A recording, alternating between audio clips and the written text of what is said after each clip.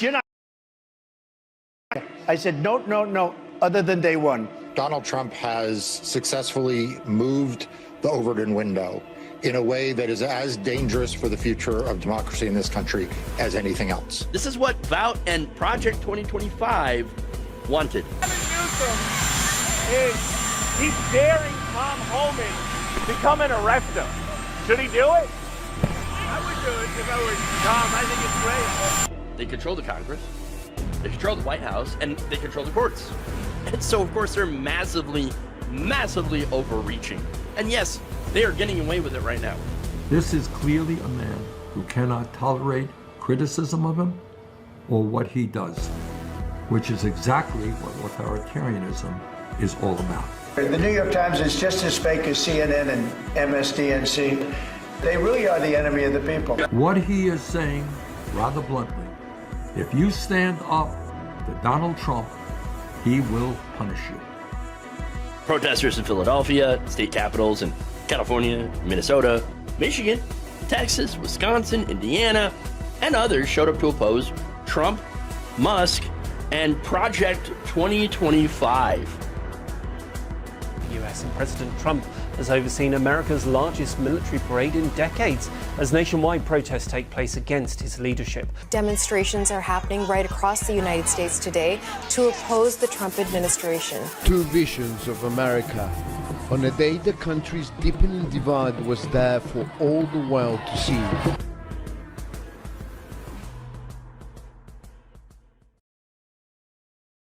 Good afternoon, everybody. Welcome to the show.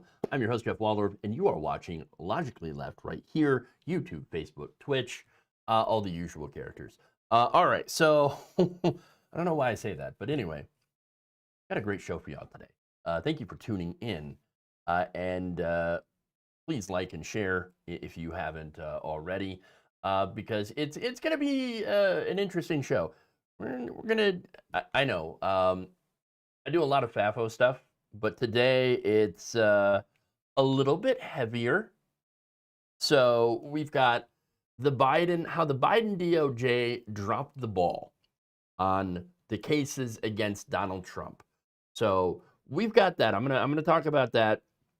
There's a book out that's exploring how the Merrick Garland DOJ kind of got us into the mess that we're into right now by not holding Trump accountable.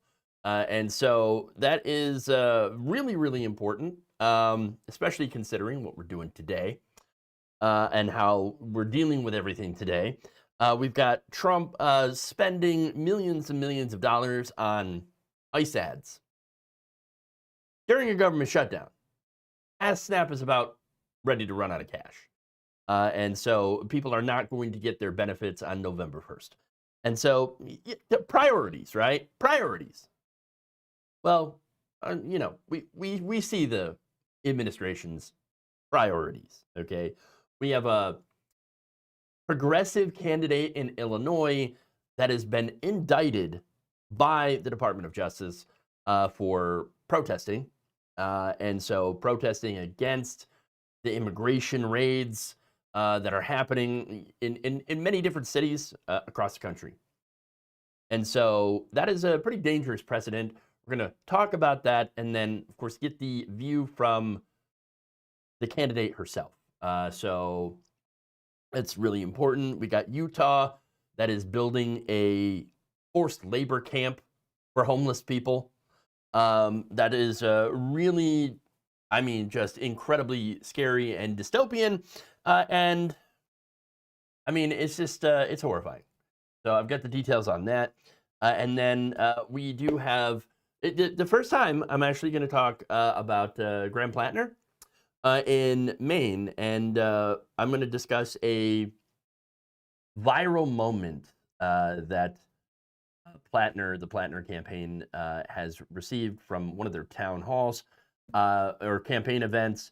I think it's really interesting, especially given the controversy currently around Plattner on trans rights. So that's what this is about. This is about how, you know, will he stand up for transgender folks that have been under attack all across the country? So I'm going to give you the answer. All right. So anyway, and of course, address some of the controversies around him as well. I'm going to give you some of my own insight into whether or not people can change. Interesting. Very interesting.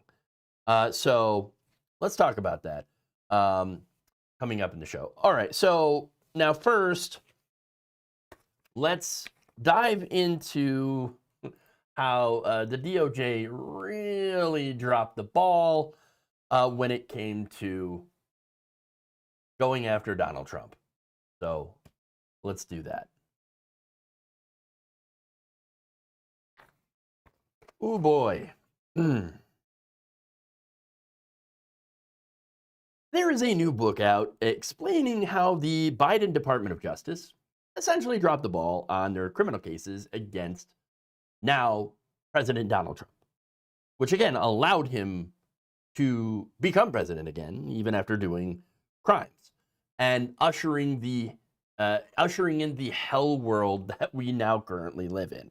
Now, the book explains why the Justice Department, under President Biden and led by Merrick Garland, of course, made a series of really dumb and short-sighted decisions that ultimately significantly delayed and hampered the federal criminal investigations into Trump. These are two very big, important investigations. Now, those two were, of course, the Mar-a-Lago classified documents that he illegally took from the White House to Mar-a-Lago. Okay, and then the other one I think was bigger. It was the Jack Smith case, where he illegally conspired, allegedly, to overturn the 2020 election. Okay, so now those probes, they moved slow, like molasses. Okay, these were not very fast moving, and ultimately Trump was able to basically delay, and wait out, and got a hand from the Supreme Court that just allowed him to escape any accountability, any and all accountability. Okay, so now FBI and Justice Department officials had decided early on to move cautiously and slowly over concerns about the implications of investigating a former and possibly future president. They took pains to insulate the probes from even having the appearance of being political. Their actions, of course, amounted to absolutely nothing, as we've seen. Trump and MAGA-aligned politicians, of course, have done everything, okay, to call it political. To say, oh, look, political, it's all political persecution, that's what it is. No.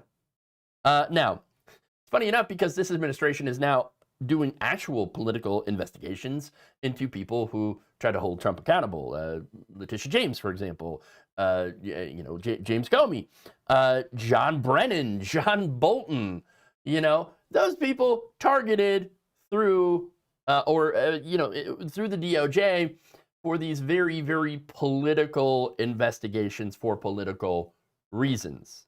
I mean, going after Tish James for what, mortgage fraud? Are you kidding me? Not a speck of evidence, not a shred of evidence here. In fact, a lot of the cases being brought against these people were, they already had looked at them, and prosecutors are like, there is just absolutely no evidence here. And so why are you going to waste your time? Well, for Trump and the DOJ, it's not a waste of time. It is a campaign promise. They said, we're going to go after Trump's enemies. We're going to punish them with lawfare. And that's exactly what they're doing. Okay. So now in the book, which is titled Injustice, How Politics and Fear Vanquished America's Justice Department, and written by MSNBC investigative correspondent Carol Lennig and Washington Post reporter Aaron C. Davis. In it, they paint a picture of a very hesitant Justice Department who took over a year after Trump was beaten in that last election for them to convene a grand jury. to hear the evidence in the fake elector scheme. Okay? I mean, again, I remember talking about the fake electors that were convened to, no matter what, vote for Donald Trump and claim, oh, the voter fraud. They had signed affidavits and sent them in saying that we are the actual electors when they, of course, clearly were not. Okay? And in some states, they were even punished for claiming to be fake electors, and others, of course, got away with it. And in some of the states that, again, really didn't want to prosecute them for some reason. Okay? So now, even after that grand jury had been convened in January of 2022, the FBI sat there and debated for about 10 weeks before approving a memo formally opening that investigation, further delaying the gathering of evidence. And after much hand-wringing by FBI Director Chris Wray's leadership team, the memo ended up naming the Trump campaign, but not Trump himself, weirdly enough, okay, as the subject of the investigation. And that's not all. In the fall of 2022, ahead of the midterm elections, Merrick Garland opted to freeze both the classified documents and election investigations because of what some officials believe was his overly cautious reading of a DOJ policy not to take any public action close to an election. Here's the thing about that, right? Yes, the DOJ does say that, hey, you shouldn't, do that close to an election. You might taint the election, whatever. However, Trump was not on the ballot. He wasn't on the ballot in these elections and was not even running for president at the time. And so, this reading generally applies to candidates that are involved in this election. But Merrick Garland was like, any election, we're just going to freeze. Freeze. Oh, okay. Great. For months, investigators would have to wait to issue subpoenas or interview witnesses to gather new information, the authors wrote, adding that Garland had chosen to impose a very conservative interpretation of what DOJ officials called the 60-day rule, urging prosecutors to avoid taking public investigative steps within 2 months of Election Day that involved candidates in that election. Now, all these delays obviously helped Donald Trump. And eventually, Trump and his hand-picked Heritage Foundation Supreme Court were given enough time because of these delays to where they could basically make that decision, allowing Trump to be immune from prosecution, which then required Jack Smith to rewrite and whittle down the election indictment. And of course, we all know how that ended up. Smith was forced to dismiss that case after Trump won re-election because of a long-standing Justice Department policy against prosecuting sitting presidents. So now, Garland gets a lot of the blame here, okay? But it's not just Garland. Smith also, in his way, bungled the classified documents case. According to Lennon Davis, Smith chose to bring the classified documents case in Florida instead of Washington, D.C., the authors wrote, in part because they believed that more of the alleged criminal conduct had happened in Florida. Well, that's where Mar-a-Lago is located. So I kind of get the logic behind that, right? That said, he made the decision after initially underestimating the chances of drawing Florida federal district judge Eileen Cannon, who was a Trump appointee. Okay, Trump literally put her on the bench. Could have bent her over the bench for all I know. I mean, I'm just saying. It is entirely possible. Sexual anarchy. Okay. But even so, even after Smith learned the odds of drawing her were like 1 in 3, a 33% chance roughly of getting Eileen Cannon. Oh, that's too much Okay, 1-3, no. Smith and his team decided we're going to gamble anyway. We're going to gamble it. Well, we're going to take that chance. And you know what happened? They lost. Obviously, big time. Cannon got the case and eventually dismissed it, as we all expected her to, on what many legal experts were saying were highly questionable grounds. Okay? Altogether, Lennigan Davis show that Garland, Smith, and others supervising these cases, leading to the federal indictments against Trump, were straining to give him every single benefit afforded under DOJ norms and policies. Simply put, they fucked up. They fucked up big. And now we are all paying the price for their failures. This is what happens every single time. Democrats sit there and they play nice while Republicans cheat and play dirty. That's it. Oh, but, well, we don't want this to look political. We had to do this. We had to, Fox News, they might criticize us. Oh, really? You don't want that, right? Again, this happens every time. Remember the Obama administration? Remember they had canned a report on right-wing terrorism in this country. They canned it because a bunch of Republicans complained. They complained about it. You remember that? Pepperidge Farm remembers, all right? And look what continued to fester leading up to January 6th. White, right-wing domestic terror. But, the Obama administration, we only look forwards, not backwards. Maybe if you look backwards, you might see the steamroller that is following you about to crush you and all of us. Maybe you should have looked backwards. Maybe you should have acted instead of, slowly pussyfooting around, taking your time and worrying about what Fox News is going to say. That's the kind of stuff that dooms a country. Look, I don't know why the Democrats were so weak on this, okay? Perhaps they are paid to lose. Maybe. I don't know. But I think that only a complete group of milquetoast losers could bungle this so bad to let our government be taken over by the dumbest group of fascist authoritarian wannabes in the history of our country. I mean, come on. These people are stupid, and you got rolled by them. Rolled. Getting rolled by Donald Trump, who can't even, look, I mean, he can't even say a complete sentence. Okay? When he talks, it's just gibberish. That's really it. And you got rolled by that guy. I mean, who talks about magnets?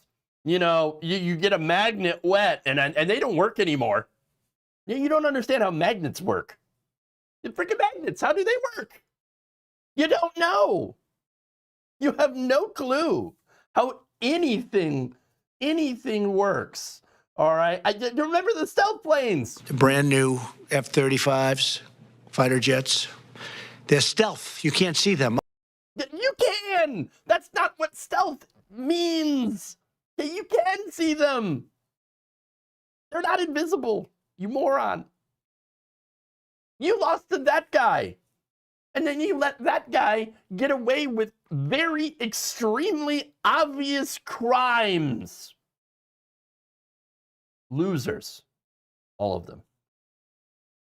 Now, finally, I could go on, but the book excerpts, okay, also note that Kash Patel, the future FBI director, which is, again, sad, had backed away in a November 2022 closed-door grand jury testimony from his earlier public claims that the Mar-a-Lago documents probe was improper because he had personally witnessed Trump declassifying reams of documents en masse when he was still president and Patel was a senior White House aide. Turns out you lied about that. After hours of testimony, prosecutors would later tell others in an update that Patel had pulled back somewhat from his on-air statements saying that he only knew about Trump's efforts to classify a specific set of documents and didn't know about the larger expanse of records found at Mar-a-Lago. Satellis refused to comment on his testimony. And, you know, I don't see why he refused to comment. It's not like anybody's going to come after him. I'm just saying. They have control over everything now. Now, not only that, but it also noted that the leaders of the congressional investigation into January 6th, as Representatives Benny Thompson and Liz Cheney, initially had refused to give the Justice Department full access to the evidence that they had gathered, which also contributed to some of the delays in the election investigation.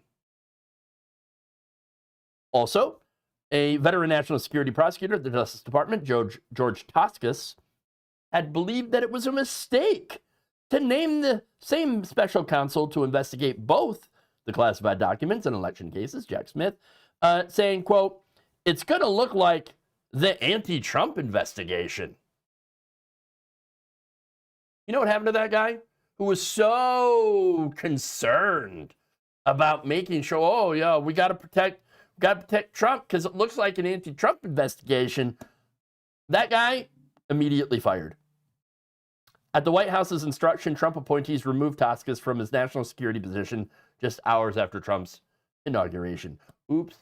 Congratulations. Well done. Look, these are a series of dumb, terrible political decisions that allowed for a 34-count felon to seize power and thus begin his reign of terror. I do hope that history is not kind to any of these people, especially the weak, ineffectual idiots who allowed our country to slide into fascism.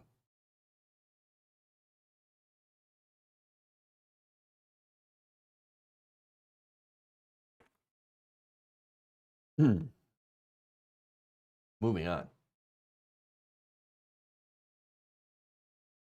Sorry that one was so long. Okay. The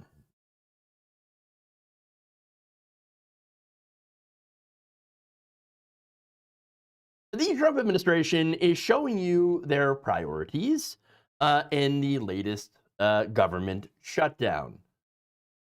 Since the beginning of this shutdown, the last one happened in 2019, the government has been spending millions of dollars, almost $10 million, on ads, anti-immigrant ads like these. So look at that. So yeah, oh boy. Bit problematic there, isn't it? Okay. Not just those. You got these. That's definitely problematic because they're stealing IPs. Okay. Not that they care at all. Not that Microsoft is, who owns Halo, the Halo franchise, is going to say anything to this administration. No, although, Frodo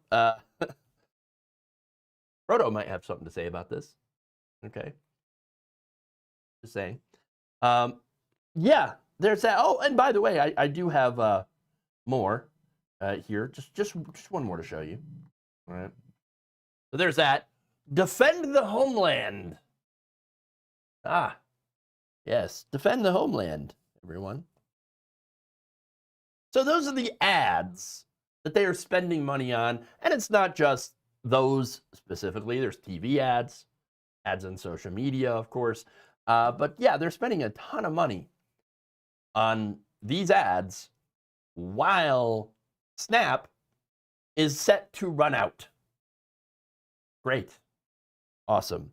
Now, analysis shared by Newsweek, with Newsweek by Equus, a research and polling organization focused on Latinos and Priorities USA, which mainly monitors election campaigns, showed ads continuing to run across social media and TV channels as other vital government services are frozen. Here are the details. Using data from Priorities USA ad hoc platform, Equus found that DHS and ICE continued ad spending between October 1st and 21st, despite the government shutdown, which has led to about 900,000 workers being furloughed and roughly 2 million going without pay. Over those 3 weeks, ICE spent $4.5 million on paid media, while DHS spent over $5.3 million on ads aimed at undocumented immigrants, as well as part of recruitment for ICE agents. Equus said that ICE had spent over $13 million on its ads since August alone, including targeted campaigns in sanctuary cities such as Seattle, Boston, and Chicago. Natalia Campos Vargas, a deputy research director at Equus, told Newsweek, quote, "Millions of people are at risk of losing their food stamps and are about to go hungry because of this government shutdown. But somehow the Trump administration and DHS and ICE are choosing to spend millions of dollars on ad campaigns. That just feels inherently wrong to me as a taxpayer. As it should. As it should. Yes, it is an absolute waste. Okay? Yeah, I would rather have people fed. It just shouldn't be controversial. But there's more. Now, the Trump administration officials, so here's the thing, right? So you might point out how, well, look, USDA, funds the SNAP program, and the USDA is a different, part of the government than the DHS, and DHS has a whole bunch of money now. Yes, that's true. They do, thanks to Trump's big, beautiful bill. They're actually using a $10 billion fund. It's $10 billion funds, okay? Enacted as part of Trump's law to pay the Department of Homeland Security and law enforcement employees during the shutdown. Okay? The shift in funds was described by 3 people who spoke anonymously because the details of the plan haven't been made public. Another person said that other money in the law, a $3.3 billion fund for the Justice Department, is being used for federal law enforcement employee pay. This is one of the reasons, by the way, Trump doesn't care about ending the shutdown. Trump already has the money allocated for the things that he cares about. And so I believe he is content to let everything else go to shit, including food. Okay? This is a win-win for him. You have to understand. Trump has always hated poor people. It doesn't matter if poor people voted for him. Remember, he even said it himself. I don't care about you. I just want your vote. That's it. I mean, again, he doesn't care. Doesn't give a damn. And of course, there's another reason too, that he's totally fine with the shutdown. Not only is his priorities continue to be funded, but also, as long as the government shut down and the Congress is not in session, he can hide the Epstein files. Oops. So now, Campos Vargas said that this appeared to be at odds with the Trump administration's messaging that the critical services were going without funding because of the budget impasse that Republicans are blaming squarely on Democrats and undocumented immigrants, trans people. I mean, that's exactly what they're blaming. This whole thing, like, the Democrats are trying to fund health care for illegals and gender mutilation. No, none of that is true. None of that is true. Okay. In fact, in reality, Democrats are just saying, let's roll back the gigantic cuts to Medicaid that is hurting poor people, Trump supporters. Okay, let's roll that back. Okay, and extend the ACA tax credits so that people do not have their health insurance costs skyrocket. That's the reality of the situation. Now, the government is generally not permitted to keep spending on media campaigns during a government shutdown. These campaigns have continued because they're claiming that they're essential messaging. Okay. They're either essential messaging or they are funded with already appropriated funds that cannot be diverted. Oh, so even if we want to, we can't take money from these ads This is one of the arguments they could use. And put it towards food stamps. We have to keep running because it's congressionally appropriated. But wait a minute. There's other congressionally appropriated funding that Trump has decided not to use. He's supposed to use it. He is mandated by law to fund these things, but he's like, I don't really feel like it. I don't really want to. I don't like this program. So I'm not gonna fund it. I'm gonna hold these funds. Okay. I'm gonna hold it back from these programs because I don't like them. Well, they can't use that argument then. Okay. It's impoundment. And there's a big legal fight over that. Okay. Whether or not he's actually allowed to do that. But getting back to the point here, of course, this administration would consider what is essentially white nationalist imagery and language, okay, and efforts to recruit people to ICE as essential. Of course, they would consider that essential, but not food for poor people. No, of course not. Now, the thing is that there actually is a $6 billion contingency fund that could fund SNAP all the way through November. They could use that, okay, to ensure that the 42 million people who rely on SNAP don't go hungry. But again, just as I mentioned before, Trump and this administration, they just don't feel like it, man. They don't really want to. They don't like SNAP anyway. And so this shutdown actually gives them a pretty big opportunity to take food stamps, or to take food, I should say, out of the mouths of hungry kids, of which 40% of SNAP recipients are, okay, that's 20 million people, as well as adults with disabilities, elderly folks, and people who, yes, work full-time, but still don't make enough money to be food secure, that they are still food insecure while working a full-time job. Republicans hate these people. They really do. They hate poor kids, okay? And they're consistently trying to take food out of their mouths. Of course they are. They consider them to be worthless eaters and should get a job, okay? Pull yourself up by your bootstraps, little children, little hungry kids, disabled adults. Pull yourself up by your bootstraps. Oh, you don't have any boots? We don't care. That's it. Look, there are a lot of people that believe that if you cannot enrich a corporation with your labor, that you should just die. That's it. That's what this comes down to now. That's what it comes down to. Now, Campos Vargas told Newsweek, because of the nature of being government entities, these are tracked as nonpartisan spends on ad platforms. They're subject to different rules and things like that. They aren't political in nature because they're meant to be government agencies, but it is very clear in the speech that is used that it is highly political in nature. Yes, and that's understand, this is what the Trump administration's been doing. I mean, some of you in the chat have mentioned, like, hey, at the USDA website, you still have notices, big old banners, right, about the shutdown, claiming that, hey, this is the fault of Democrats, trans people, and immigrants. That's why you're not going to get your money. That's why you're going to go hungry. That's purely political messaging. So they don't care. They're using the government to do politics, okay? Which is, again, supposed to be nonpartisan, non-political, okay, for these very, very important, like, life-saving, whatever, agencies, right, programs. They're not supposed to do that kind of partisan political messaging. But they are under this administration, and nobody's going to do anything about it. And that's the problem. They've made everything political in probably the worst ways possible.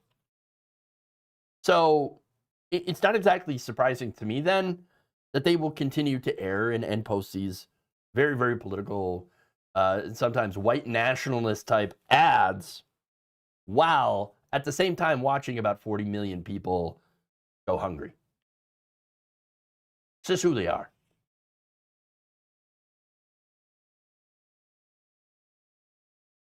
Okay.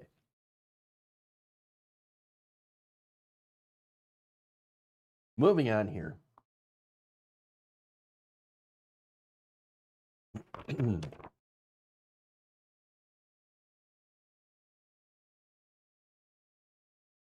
A progressive Democratic congressional candidate in Illinois has been indicted by this Trump regime in what is a shockingly unconstitutional display of political lawfare. So this is Kat Abughazaleh, who was indicted by the Justice Department on Wednesday for allegedly preventing a federal officer from, quote, discharging the duties of his office at the Broadview ICE Detention Center near Chicago. Love how he talks about, oh, I couldn't discharge my duties. Bro, you are a piece of duty, okay? I know. I know that was low, but you know, when they go low, I will go lower. much lower than you could ever imagine. And I think that's what we all have to do. Dumps. Big, massive dumps.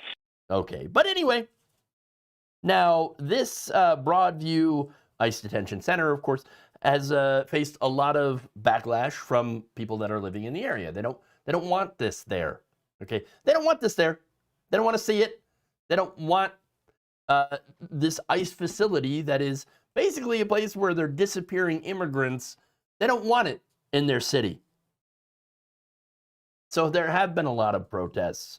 And so now, in this case, Abughazaleh and 5 others have been accused of blocking the Department of Homeland Security vehicle from carrying out their deportations by apparently banging and scratching on the window.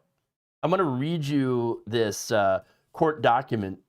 It says, quote, "It was further a part of the conspiracy that Abughazaleh joined the crowd at the front of the government vehicle and with her hands on the hood braced her body and hands against the vehicle while remaining directly in the path of the vehicle, hindering and impeding Agent A and the vehicle from proceeding to the BSSA."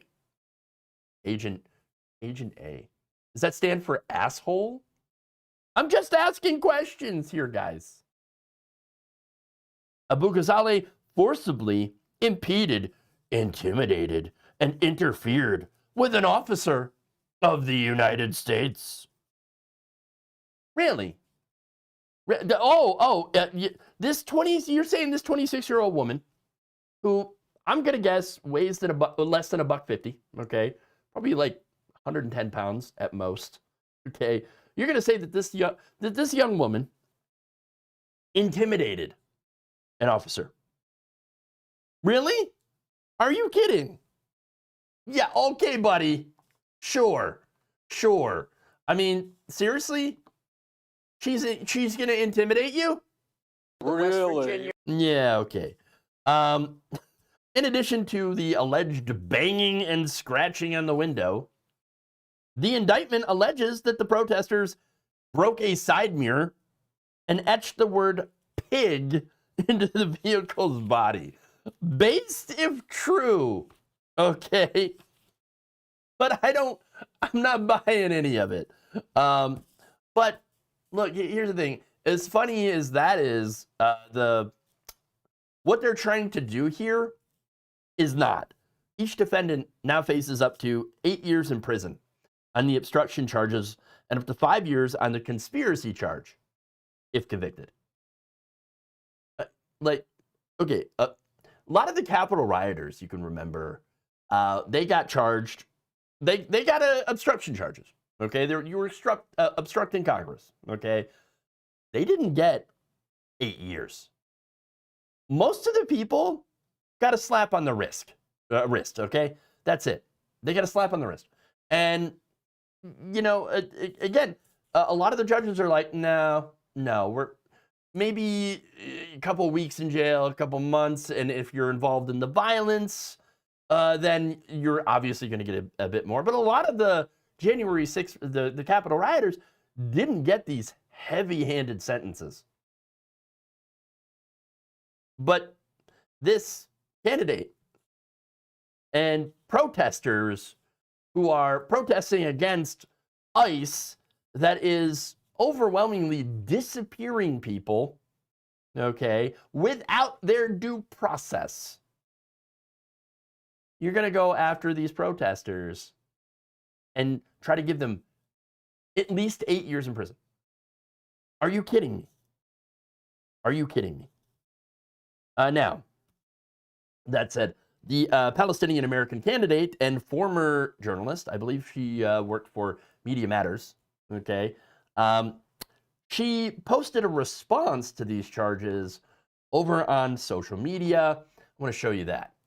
This is a political prosecution and a gross attempt to silence dissent, a right protected under the First Amendment. This case is a major push by the Trump administration to criminalize protest and punish anyone who speaks out against them. That's why I'm going to fight these unjust charges, but I need your help to do it. As I and others have exercised our First Amendment rights, ICE has hit, dragged, thrown, shot with pepper balls, and tear gassed hundreds of protesters, simply because we had the gall to say that masked men coming into our communities, abducting our neighbors, and terrorizing us cannot be our new normal. And because Chicago doesn't back down from bullies in masks who tear gas our neighborhoods, this administration has resorted to weaponizing the federal justice system to scare us into silence. But we're not going to be silent. The Trump administration wants you to be afraid of speaking out against it and its anti-democratic power grabs. And there are plenty of reasons to be afraid right now, but we have to overcome that fear. This case targets our rights to protest, speak freely, and associate with anyone who disagrees with the government. And while we have seen the unhinged and unlawful tactics this administration has used against the American public, it's important to remember they're doing this because they are scared. They are wrong. And they know they are on the wrong side of history. We cannot diminish ourselves in the face of these attacks. That's why we have to unite and stand up for humanity, our rights, and everyone terrorized by Trump's lawless secret police.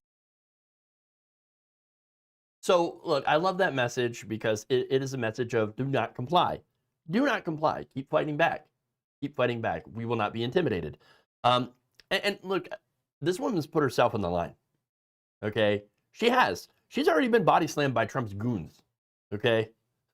And so she's already been the recipient of this violence and now is a recipient of lawfare. Okay? Other protesters in Chicago, by the way, such as the Reverend David Black and United Methodist Reverend Hannah Cardin, have also been shot at with pepper balls. And then I just recently talked about a 67-year-old man getting beaten by masked federal thugs while these thugs were raiding a Halloween parade in which these agents tear gassed children. Yes. Look. One of the judges, Sarah Ellis, of the area, had to tell Border Patrol, this is the commander, Gregory Bavino, that, hey, look, we better not get any reports of you guys tear gassing kids on Halloween. Okay? That better not happen. How dystopian is that sentence to hear? I would say pretty dystopian, okay? Look, the reality is, who the government cannot beat into submission, they will be facing lawfare. And that's the reality, all right? This is how authoritarians get consent to rule. Remember, authoritarians never really ever have majority support. What they do is that they scare normal people into compliance. And that's what we have to avoid. Look, in a phone interview with The Advocate following the video's release, Abu Ghazali said that she views the indictment as a clear infringement on her First Amendment rights, which it is, and an attempt by this administration to criminalize protest, which it is, to get rid of the idea of free association and to ensure that anyone who disagrees with the government, who publicly dissents from anything Trump does, will face penalties. I think this is an important time to note that authoritarianism is not coming. It is already here, okay? And the people need to wake up to the fact that it is happening right here, right now. And once enough people are awoken, what then? Well, that's when we need to figure out just what exactly we're going to do about it.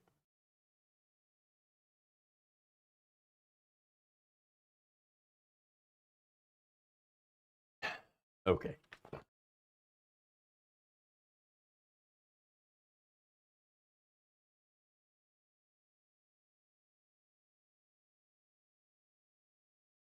All right.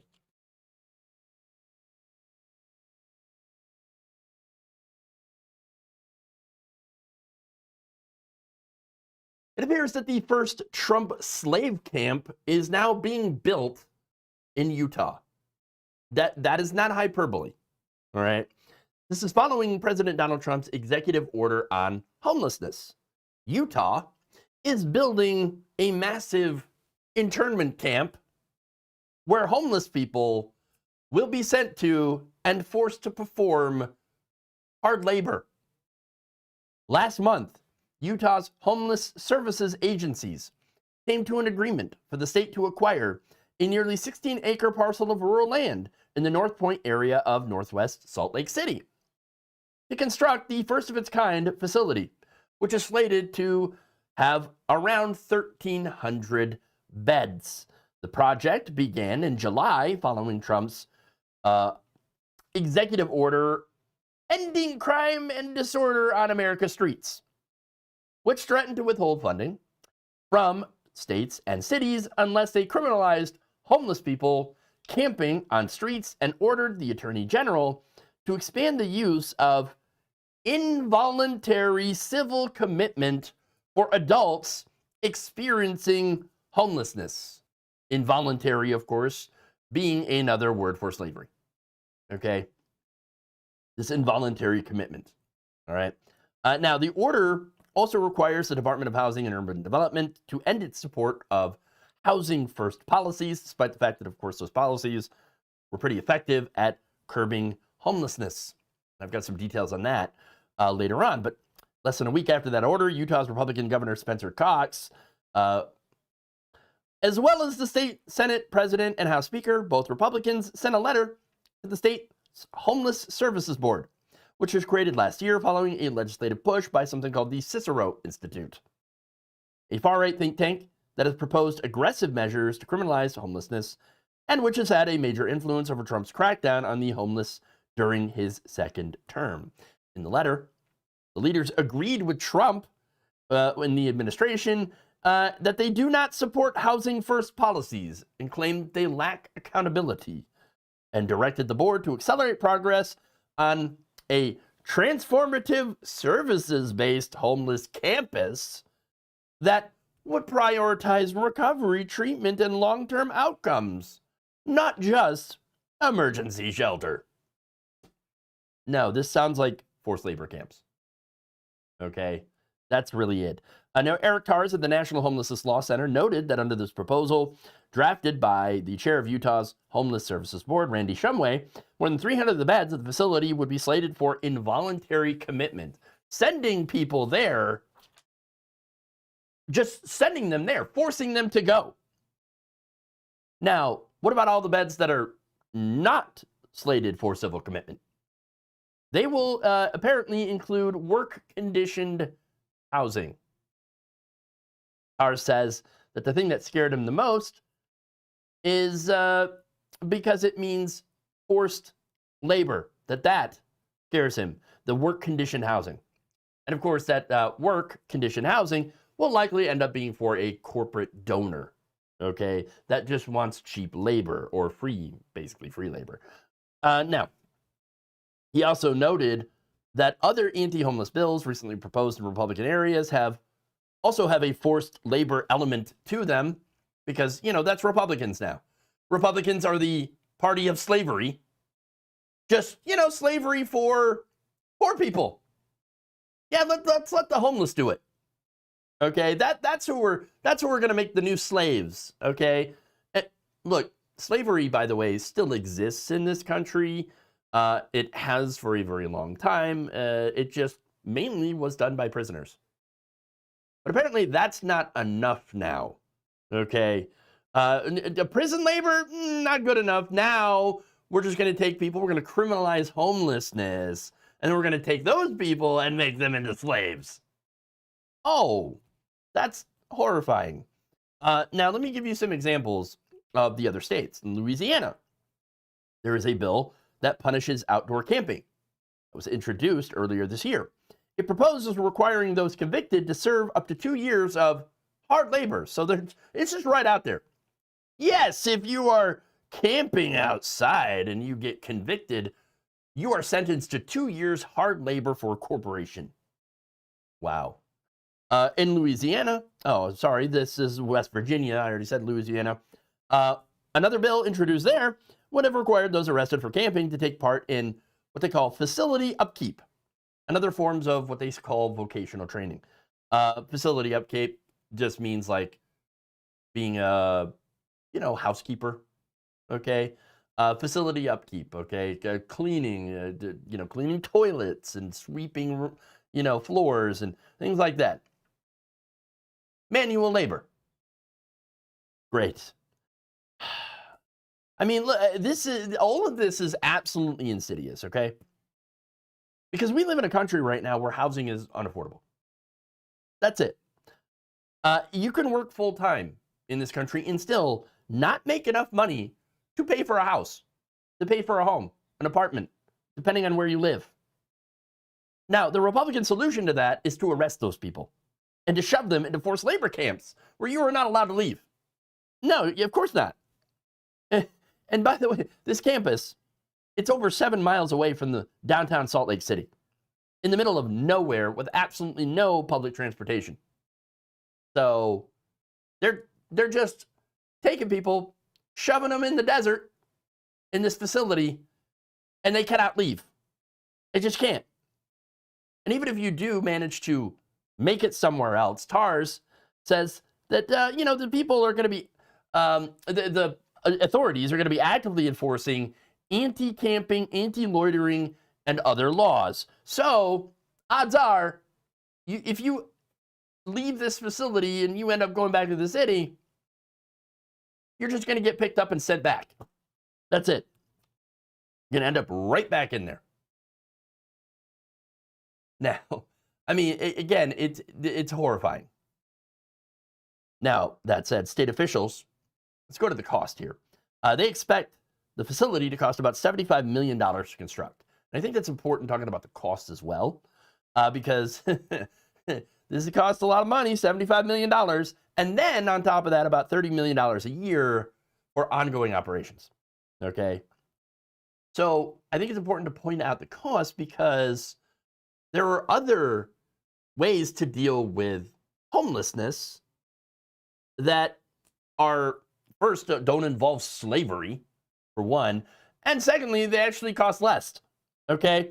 Let me give you an example. Utah, in the last 2 decades, they went from nearly eliminating chronic homelessness. All right? 91% reduction in chronic homelessness. Okay? They did that using housing first policies. They went from that to now building a literal forced labor camp. The state used to be a success. I mean, 91%. You had a chronic homeless population going from 2,000 to 200 within just 10 years. Okay? At a much lower cost, by the way, than this facility. How much did it cost? Only about $55 million. Yeah. Turns out it's actually cheaper and more effective to give people affordable housing. And it will be to create and operate a slave camp. But again, the slave camp, though, in the cost, it doesn't matter to them because that's what the outcome they want is the slave camp. Oh, by the way, Adding in to this is Bill Tibbetts, who's the Deputy Executive Director of Crossroads Urban Center, which is a low-income advocacy nonprofit based in Utah. He said that the cost will actually much likely be higher than $75 million, as these projects usually are. Okay. Now, why? Why would they do this? Well, it's not about helping people, that's for sure. It is actually about punishing homelessness and homeless people. The cruelty here is the point. Remember, these people view homelessness as a moral and personal failure on your part. Not a societal failure, which is what it is, but a moral and personal failure. Okay? Because if that's the case, well, then we don't actually have to fix it, and we can exploit these people. Yay! We can let these corporations labor for essentially free. Of course. Now, Tibbetts notes that although the Trump administration portrays homelessness as primarily the result of addiction and mental illness, the reality is that the majority of the people who visit a shelter are not chronically homeless. They just need a place to stay following a short-term period of financial hardship. Senior citizen who had had their rent increase beyond what they could afford is not going to want to go to a quasi-correctional facility to get help finding a place to live that they can afford. Look, here's the thing. I've actually been homeless before. When I was younger, I grew up kind of poor, okay? And my family and I, we kind of bounced from place to place. And a few times, more than a few times, we ended up staying with other relatives. I remember in high school, I got foreclosed on. Well, not me, but my mom. We got foreclosed on and lost a house. And I spent most of my senior year sleeping on couches, staying with friends. Wasn't great. It's actually kind of terrible. But it could have been a lot worse, I know. All right. And at the time, I was working part-time at the shooting club, and I was going to school, right? But so I couldn't afford a house. I couldn't afford an apartment. Couldn't afford anything like that. But here's the thing. As I said, it could have been worse because had I not had the resources, people to stay with, family, friends, those options, and we had these camps, then I could have ended up in one of those. That's a scary thought when you think about it. Very, very scary thought. All right? Now, Tibbetts wrote in an email to the Utah News Dispatch that a 300 to 400 bed mental and behavioral health facility that people are not allowed to leave is not a shelter, but essentially a jail. Yeah. And again, that is the point. That is absolutely the point.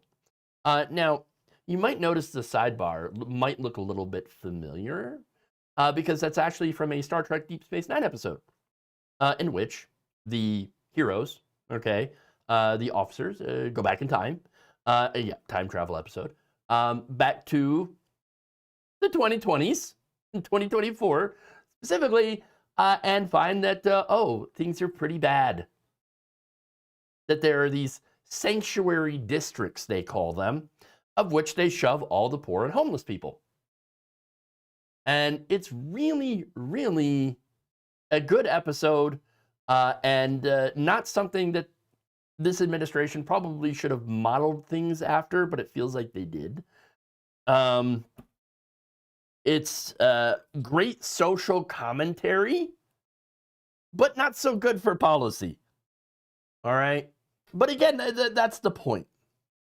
Okay, the point here from this administration is to punish homeless people. All right? The threat of homelessness itself, along with all these anti-homeless laws, what they do is that they help keep the workers in line. All right? They keep the ultra-rich happy, and they keep the workers in line because they're too afraid to push back. They're too afraid of becoming homeless and then getting arrested and being sent to these camps. That's the reality. Remember, a lot of us are 1 or 2 missed paychecks away from ending up on the streets. Or soon in one of these forced labor camps that they're building. And so that threat, I mean, is part of the way the very, very wealthy, the people in power, the people who are actually running this country, okay? It doesn't have to be a conspiracy theory, you know, where it's like, oh, you've got this shady cabal of people that are secretly running everything. No, they're not exactly a secret, okay? They're people like Peter Thiel, okay, that are running the Elon Musk, you know, the billionaires that are very much out in the open, you know, buying politicians, these giant corporations with their massive lobbying expenditures. They're all out there right in the open, okay? Right out there. You know, it's those people that are running things, that are running our society. And these are the people that are saying, you know, we could use more free labor. All right. So why don't you figure out a way to get people to giving up that free labor for us, for our benefit, not theirs. And one of the ways that they do it, that they figured out on how to do it, is to punish homeless people. They use them as a new source of free labor that they can exploit. Capitalism always leads to massive exploitation, and this is just one new example of that.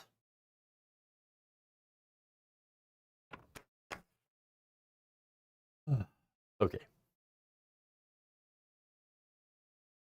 Oh, you know, I'm out of time, but I want to keep going. I do.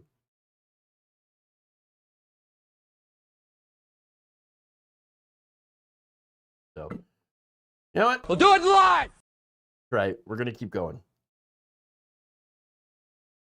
Marathon Sash. All right.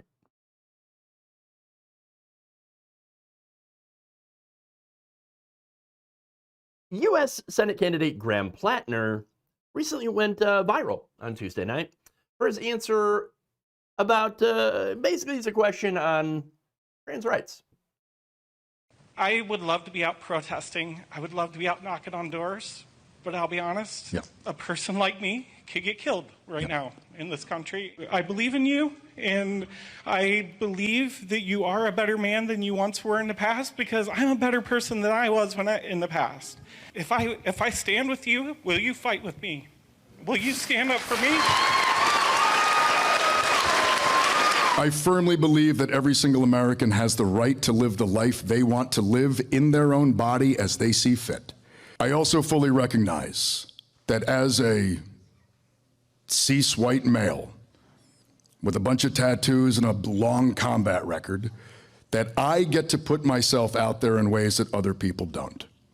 I just want to tell you, this is why I'm doing this. I am doing this because I know that I can say things. I know that I can have conversations. I know that I can knock on doors in places that a lot of other people can't have access to, that a lot of other people won't feel safe in. That is a responsibility that I feel, and it is why I am doing this. And I just want to say thank you, because I know how hard this is. Yeah, I just want to say that, yes, I will absolutely stand next to you. And if we ever have to go knock doors together, I'm happy to stand by your side. Okay, so this is a guy that some people seem to think is a Nazi. I'm not exactly seeing it. It doesn't really sound like something a Nazi would say. I'm just saying. And yes, I know about the tattoo. I know about the really offensive Reddit posts. He used gay in a derogatory way. He's made a lot of offensive comments in the past, and has, you know, work history that isn't exactly great. Okay. On that though, I don't know. I let me just say that I think that people can change. I don't know, and maybe I'm wrong. I mean, and I'll totally admit that. I mean, I was wrong about John Fetterman, right? That I thought he was, you know, a decent guy. Turns out to be a complete and utter piece of crap. So I could be wrong. I could be wrong. And maybe I'm a little too, you know, eager to forgive people and, you know, whatever, right? And that would be my mistake if I happen to be wrong. That said, I do believe that people can change. And I do believe that people can be better than they were before. All right. And look, I'm going to use myself as an example. When I was in high school, homophobia was everywhere. And in the past, I said things that I deeply regret, all right, about the LGBTQ community. And let me just add that nobody here is born to be a perfect leftist. No one does that. That doesn't happen. And a lot of people becoming a lefty is an evolution. Usually because you end up learning more about the world and you mature and you develop empathy, right? You basically become woke, okay? That's the word. You become woke, awake, aware, all right? And so I kind of think the left could stand to be a little bit better at encouraging people to be better, to make that journey, and to welcome them when they do make that journey, okay? And I understand that there are people that, might game that, might take advantage of that. You're going to have that, I think, in every kind of movement. But for me, it just seems like going through a lot of effort it would be him going through a lot of effort to try to lie and mislead a lot of people for, no real reason here, okay? Now, Plattner told another town hall last week that, yeah, I used to hold different opinions. He said, I grew. I met new people. I learned of other people's experiences. I realized that the more open I could be to listen to other people's stories, the more open I was willing to be to extend compassion and empathy to others. Yeah, that's what happens. That is absolutely what happens. Now, Alex Tietzwald, deputy editor of the Mid-Coast Villager, said that exchange displayed how Plattner is, quote, getting people to forgive him. And spoke to Sammy, that was the trans woman at the campaign event, as she was signing a volunteer form to help the candidate's campaign. Now, Plattner's response said Sammy was, quote, what I hope to get. What I hope to get. Quote, it's very easy for a lot of politicians to sweep us under the rug. Absolutely. Absolutely. Look, what I've seen about Graham Plattner so far is, yeah, he's made a lot of mistakes and did a lot of not some good things, right? But what I also see is him saying, yes, I was a different person back then, but then, since then, I've woke up. None of that screams, I am actually a secret Nazi that's out to fool everyone.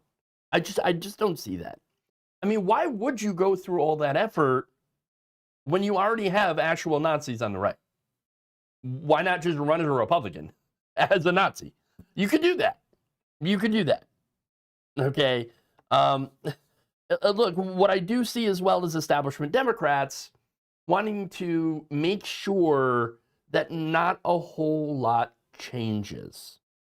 And that's why I believe Janet Mills was encouraged to run. And I'm not saying that Mills is terrible, right, or anything like that.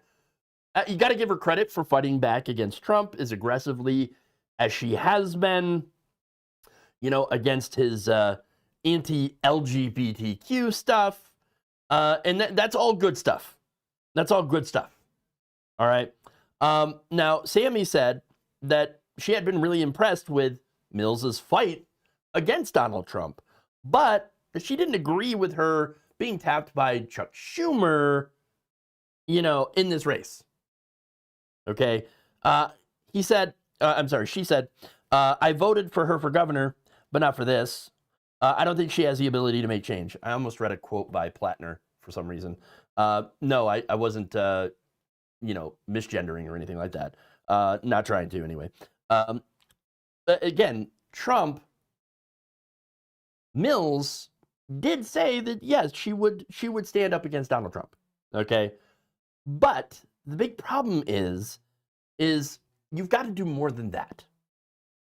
You have to attack the conditions that created Donald Trump. Okay. And that's not what Mills is willing to do. Okay. Unlike Plattner, she does not support Medicare for all, does not support a wealth tax against the billionaires, not calling out the oligarchy, okay, or condemning the U.S.'s blind support for Israel and their attacks on Gaza. Plattner is positioning himself as a New Deal Democrat. And I do think that that is what we need. I do believe that after everything that has happened in these past couple of elections, the Democratic Party really does need to double down on working people. And I know that can be scary. And there's a reason for that, okay? Working people are not perfect. Working people sometimes say stupid and hurtful shit that, yeah, we can't always take back. And that's the issue, okay? We do make mistakes, and sometimes we make big mistakes. But as long as you learn from them and become a better person, then a lot of people are willing to overlook that, to forgive, okay? And so that's the thing, okay? This is something that resonates with a lot of voters. It doesn't resonate with partisans as much, obviously. But it does resonate with independents, people who don't live and breathe politics like we do, okay? And don't obsess over the latest gaffe or political scandal. I think there's a lot more worse scandals that are happening right now with the far right. Got to understand, too, that the people that are not exactly living and breathing in politics, the people that are showing up at Platinum rallies are the people that decide our elections. And so I think it's important to kind of focus on that, right? Rather than some of the so-called scandals, okay? Or, you know, other issues, right? That are not policy issues, right? A Reddit post from 10 years ago is not exactly a policy issue, okay? And is not, I think, as important as who we put into positions of power, okay? If a person has said bad things and is remorseful of those things, but also supports good policy positions like Medicare for all, taxing rich people, living wage, things like that, then I think, you know, I would rather go with that person who has said bad things in the past and feels bad for them than for someone who came out of a squeaky clean, you know, focused, tested group, you know, kind of running that kind of campaign, you know? Because what we've seen, especially in recent elections, is that those people who are focus group tested and, you know, got their political consultants everywhere that are telling them, oh no, you can't call Republicans weird, okay? You got to appeal to the moderate in the city, you know, the centrists. Those are not winning us elections. Those are losing us elections. The consultant class and the overly squeaky clean people that end up never being squeaky clean, okay? And there's always something because we're human beings. Those people never really have that air of authenticity that a lot of people are looking for right now. And so, you know, from what I've seen right now, Plattner has that support and has that authenticity. And for me, I'm willing to give him more of a shot, especially since he's polling really, really well against Mills and might be the ticket to beating Suzanne Collins. And if that's the case, yeah, I'm willing to overlook some Reddit posts and a pretty terrible tattoo. Like, and that's the thing too. I'm not downplaying that it was a terrible tattoo. Oh, it absolutely is. When you're in the military, I have friends that are in the military, right? My friend I went to high school with, and this guy, he got his nipples pierced for some reason. I don't know why he did that. I might have to ask him one of these days. It's a weird question though. Why would you do that? Now this man, I mean, in the military, there's a lot of drinking. They do a lot of drinking. Okay. And so, yes, when you do that, you make some pretty terrible decisions, some pretty dumb decisions. And yeah, I believe that tattoo was one of them. But again, that's not the thing that really bothers me here. Because again, it is something that, yeah, doesn't look good. But you know what? I think his policies are much, much better and much, much more important. So anyway, I am, yes, of course, I'm a little concerned, you know, that this could be a milkshake duck, or a Fetterman situation. But I think that at the moment, it's kind of a risk that we always have to play with every kind of politician,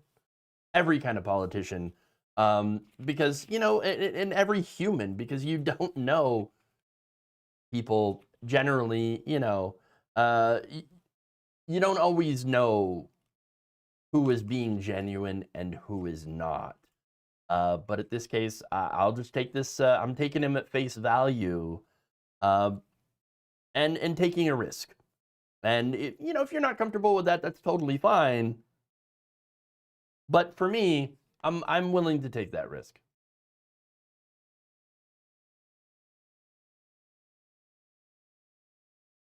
Okay. I think that may be a fallacy. What was?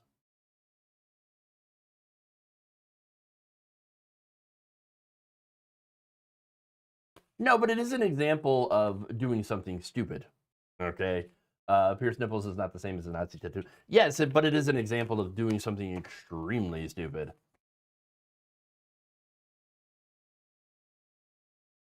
All right. But anyway, as a veteran myself, I'm not bothered, or I am bothered that he blamed his PTSD for his racism at the time. My PTSD didn't make me behave that way. That being said, I want to believe him, but what if he's playing with us? Again, that is the risk I think that we're taking here, right? Taking politics at face value. Not politics in general, but yeah. But I think in this case, because this just doesn't seem like something that someone who actually has those beliefs would say.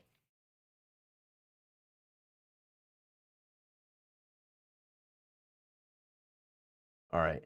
But look, that's the show. All right. Please like and share. And by the way, if I am wrong about him, and I will totally own up for it, as I have owned up to supporting Fetterman, and that was a total fuck up on my part. But you know, you live and you make mistakes and you learn, and that's part of being alive. Sometimes you're gonna mess up and make bad decisions, and so is what it is. See.